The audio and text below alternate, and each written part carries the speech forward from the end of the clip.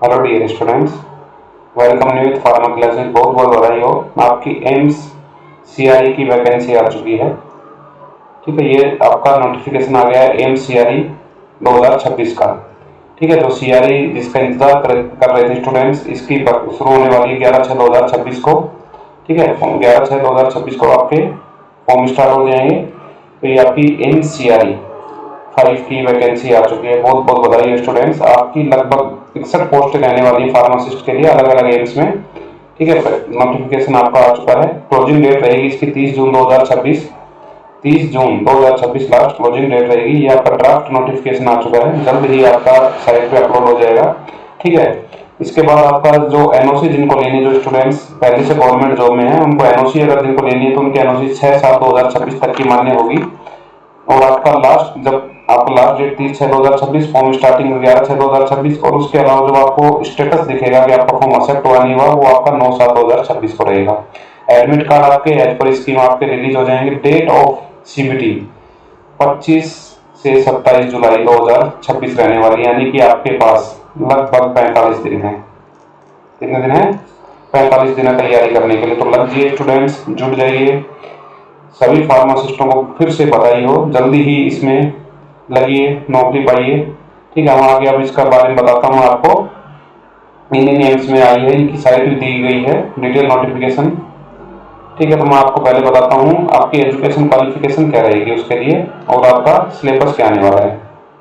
ठीक है, आपका सिलेबस के बारे में बताता हूँ। तो सिलेबस रहेगा आपका 80% आपका टैग रहेगा। जैसे पहले फीस का देख लीजिए, 3,000 रुपये फीस रहेगी जनरल और ओबीसी के लिए। SC ST के लिए 2400 फीस रहेगी।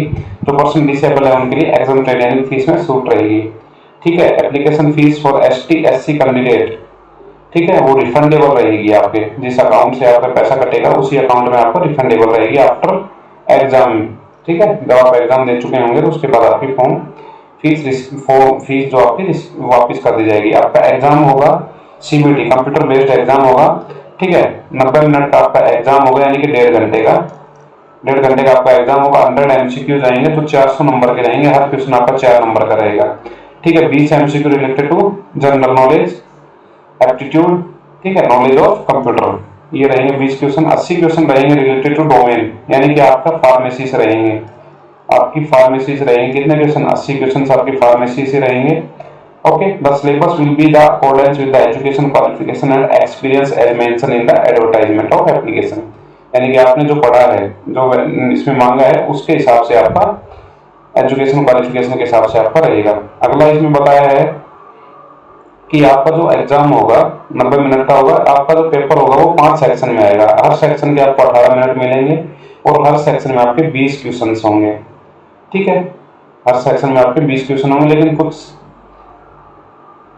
क्या रहेगा, इस question will be appear 1 by 1 during the 90 minute में। आपके एक सेक्शन खुलेगा 18 मिनट में, जब वो सेक्शन बंद हो जाएगा तो दोबारा से वो सेक्शन नहीं खुलता है। ठीक है, तो आपको इसी सेक्शन को उस 18 मिनट में करना है सॉल्व। ओके, मीडियम आपका रहेगा इंग्लिश मीडियम रहेगा फार्मासिस्ट के लिए। जैसे इसमें बताया है कि 10+2 के हिसाब से अगर जो क्वेश्चन रहेंगे वो इंग्लिश और हिंदी में रहेंगे। बाकी जो डिग्री डिप्लोमा के हिसाब से उसके लिए ओनली इंग्लिश, तो आपके लिए इंग्लिश में रहेगा। ठीक है, तो जो स्टूडेंट्स हिंदी का बोल रहे थे तो वो अपना ध्यान रखें, थोड़ा इंग्लिश के बारे में थोड़ा देखें। ठीक है, हर क्वेश्चन का 1/4 आपका नेगेटिव मार्किंग रहेगी। 1/4 नेगेटिव मार्किंग रहेगी। क्वालिफाइंग मार्क्स रहेंगे आपके 40%। 35% ओबीसी के लिए, 40% ईडब्ल्यूएस और यूआर के लिए, और SC ST के लिए 30% आपके मिनिमम क्वालिफिकेशन मार्क्स रहेंगे। पीडब्ल्यूबीडी के लिए आपके 30% मार्क्स रहेंगे।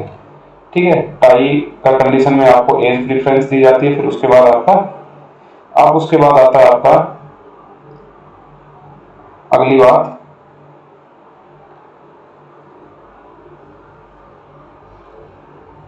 अपनी 14 नंबर पे है, अपनी वैकेंसी का नंबर रहेगा 12 number, dispensing attendant pharmacist grade second. तो इसके लिए क्वालिफिकेशन फार्मेसी इंग्लिश का आपका मीडियम रहेगा एग्जाम का। ठीक है, तो जो स्टूडेंट्स हिंदी बोल रहे थे तो अपने थोड़ा थोड़ा इंग्लिश का फोकस करिए। इतनी हार्ड इंग्लिश नहीं आती है उसमें, आपको इतनी आती है क्वेश्चन आप पढ़ सकें और उसका आंसर लगा सकें। ठीक है, उसमें आपको ऐसा कोई इंटरव्यू नहीं होता इंग्लिश टू इंग्लिश, तो इसलिए ऐसा हार नहीं मानना। हिंदी मीडियम के स्टूडेंट्स जो डिप्लोमा करके हिंदी मीडियम से आए हैं उनको हार नहीं माननी है। अपना वैकेंसी पोस्ट है 12 नंबर। ठीक है, डिस्पेंसिंग अटेंडेंट और फार्मासिस्ट की वैकेंसी का 12 नंबर कोड आया आपका। लगभग 61 पोस्टें हैं आपकी इस बार। अच्छी खासी वैकेंसी है, मौका आपके पास एक बार और सफल होने का। तो अच्छे से तैयारी करनी है स्टूडेंट्स। नियमित फार्मा क्लासेस से जुड़े रहना। मैं जल्दी ही एमसीक्यूज की सीरीज लेके आ रहा हूँ स्पेशल एम्स सीआरई के लिए, तो आपको अच्छे से उनको फॉलो करना है। तो ये आ गई आपकी, ठीक है, देख लीजिए।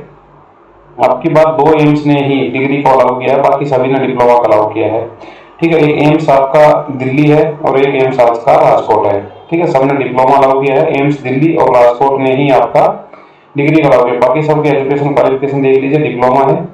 एम्स दिल्ली की ये आ गया आपका एम्स दिल्ली, इसकी एज भी 30 साल रहेगी। बाकी डिग्री इन फार्मेसी आपको इसमें अलाउ रहेगा, तो डिग्री और डिप्लोमा दोनों के लिए। बाकी सभी एम्स और एम्स राजकोट ये भी आपकी डिग्री के लिए अलाउ रहेगा, ठीक है। एम्स रेवाड़ी में भी वैकेंसी आई इस बार। अब हम देख लेते हैं हमारा कि कितनी कहाँ वैकेंसी आ रही है, ठीक है। वैकेंसियों के बारे में देख लेते हैं कहाँ कितनी वैकेंसी अलॉट हुई है। तो लगभग 61 पोस्टें आई हैं आपकी। सबसे ज्यादा आपकी एम्स दिल्ली में आई हैं, 10 पोस्ट के आसपास पोस्टें आई हैं। तो अभी लग जाइए स्टूडेंट्स, आपको बहुत शानदार मौका है। फिर साल भर इंतजार करना पड़ेगा अपना वैकेंसी के लिए, तो आपको 1 मिनट भी बिना जाए कि आपको तैयारी का लग जाना है। अब आपके पास इतना है कि तुरंत क्विक रिवीजन करिए, आपके एमसीक्यू सॉल्व करिए और आप एग्जाम में सफल होना है आपको। आपके फॉर्म कल से फॉर्म स्टेप बाय स्टेप भी भरना बताएंगे आपको, ठीक है। कनेक्ट रहिए वीडियो में। और आपको जिन स्टूडेंट्स जो पहले से अपनी गवर्नमेंट जॉब में लगे हुए हैं उन स्टूडेंट्स को एनओसी लेने का टाइम भी 6 साल कर दिया है इन्होंने। उससे पहले आपको एनओसी के लिए अप्लाई कर देना है। एनओसी आपके हाथ में होनी चाहिए। जब सिलेक्शन के बाद जब आपसे एनओसी मांगी जाएगी तो उसमें डेट देखी जाएगी बाकायदा, ठीक है। ये आपकी वैकेंसी आ गई। तो जैसे एम्स भोपाल में डिस्पेंसिंग अटेंडेंट की 1 वैकेंसी आई है, एम्स रायपुर में आपकी 3 वैकेंसी है, एम्स पटना में 1 वैकेंसी है, एम्स अवंतीपुर में 3 वैकेंसी है, एम्स बठिंडा में फार्मासिस्ट की 1 वैकेंसी है, फार्मासिस्ट कल्याणी के लिए भी 1 वैकेंसी आई है, एम्स मदुरई के लिए 2 वैकेंसी आपकी, ठीक है। एम्स मंगलगिरी के लिए आपकी 1 वैकेंसी रहेगी।